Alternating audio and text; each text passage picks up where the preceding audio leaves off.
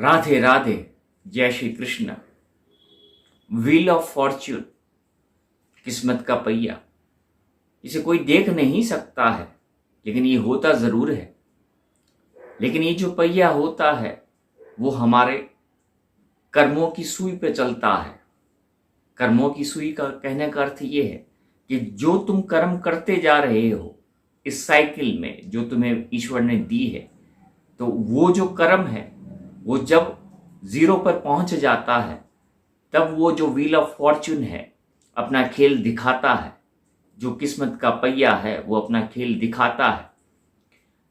हर कोई जो स्टार्ट करता है वो एंड तक पहुंचता है। जिसने भी शुरुआत की है वो एक न एक दिन अपने अंत तक जरूर पहुंचता है, लेकिन अंत इस चीज को सूचित करता है कि वो तुम्हारे जीवन की दोबारा शुरुआत है।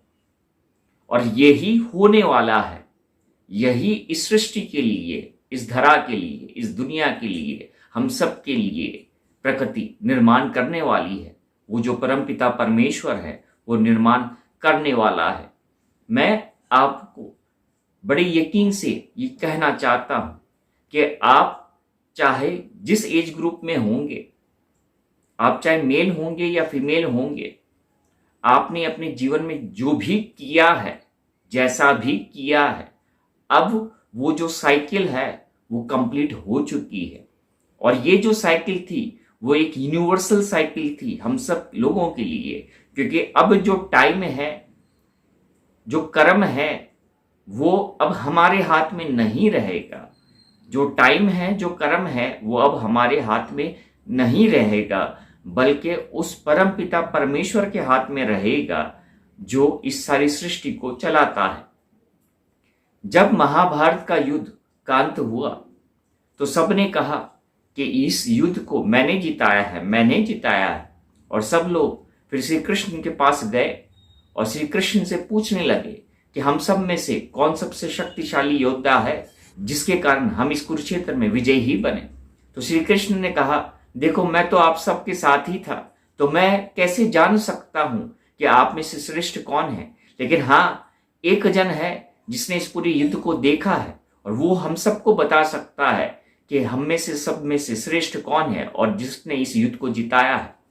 और फिर श्री कृष्ण सारे पांडव को बर्बरीक के पास लेके जाते हैं, जिसका ये सर पहाड़ की चोटी पर रखा हुआ होता है। और सारे पांडव बर्बरीक से पूछते हैं कि इस युद्ध में श्रेष्ठ कौन है, आप हमें बताएं। तो श्री बर्बरीक कहते हैं कि इस युद्ध में मैंने तो सिर्फ एक सुदर्शन को चलते हुए देखा है, एक सुदर्शन चक्र को चलते हुए देखा है, बाकी तो मैंने कुछ देखा नहीं। तो आप में से जो श्रेष्ठ है वो कोई नहीं, बल्कि ये जो आपके साथ में खड़े हैं श्री कृष्ण, वही सर्वश्रेष्ठ हैं। अब सुदर्शन का समय है, अब इस सृष्टि के लिए सुदर्शन का समय है, जिसमें श्री कृष्ण अपनी लीला सबके सामने लेके आने वाले हैं। आने वाले अप्रैल में, 1 अप्रैल को आप ये वीडियो देखेंगे, आने वाले अप्रैल में 30 दिन के अंदर ये सारी की सारी सृष्टि चेंज होने वाली है, ये सारी की सारी दुनिया चेंज होने वाली है। और कोई भी बच नहीं सकता है इस आंधी से, कोई भी इस आंधी से बच नहीं सकता, भाग नहीं सकता है, क्योंकि जब प्रकृति कंट्रोल अपने हाथ में ले लेती है तो फिर हम सिर्फ एक दर्शक के रूप में उसे देख सकते हैं, हम फिर खिलाड़ी नहीं बन सकते। तो जब तक खेलने का समय था आप खेल चुके हैं, तो अब देखने का समय है। देखना यह है कि ये जो परमपिता परमेश्वर है जिसने इस सृष्टि का निर्माण किया है वो अब क्या खेल खेलता है, क्योंकि अप्रैल के ये जो 30 दिन है उस परमात्मा का खेल पूरे विश्व में सामने आने वाला है। और ये पूरा विश्व इस खेल को देखने वाला है और अंत में यही कहेगा कि हमसे बड़ी भूल हो गई, हमसे बड़ी भूल हो गई कि हमने अपने आप को उस परमपिता परमेश्वर से ऊपर समझ लिया। ये जो आने वाले 30 दिन हैं इस दुनिया के लिए एक बहुत बड़ी वार्निंग है, एक बहुत बड़ी चेतावनी है, क्योंकि इन 30 दिनों के अंदर हर एक इंसान जो इस धरा पर है उसका जीवन बदलने वाला है। इन 30 दिनों के अंदर हर कोई इंसान जो इस धरा के अंदर है उसका जीवन बदलने वाला है, और कुछ इस तरह से बदलने वाला है जो वो सोच नहीं सकता। तो जिसके अंदर डर है, भय है कि भाई मेरे साथ क्या होगा, तो थोड़ा सा अपने पीछे जाइए, अपने जीवन के पीछे जाइए और देखिए कि आपने अपने जीवन में क्या किया है।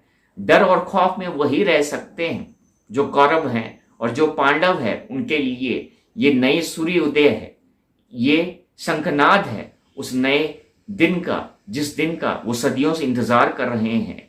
आने वाले 30 दिनों के अंदर वो जो प्रभु श्री कृष्ण की लीला है वो ये जग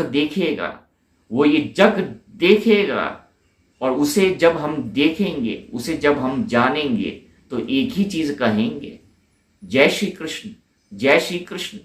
तू कल भी था, तू आज भी है, और तू सदैव ही रहेगा। यदा यदा ही धर्मस्य, जब श्री कृष्ण ने अर्जुन को ये कुरुक्षेत्र में कहा था तो ये मजाक नहीं था, लेकिन अब वो समय आ गया है जिस समय को ये जो शब्द हैं वो यथार्थ में बदलने वाले हैं, और ये दुनिया देखेगी कि जब कोई इंसान सत्य का मजाक उड़ाता है तो उसका हश्र क्या होता है।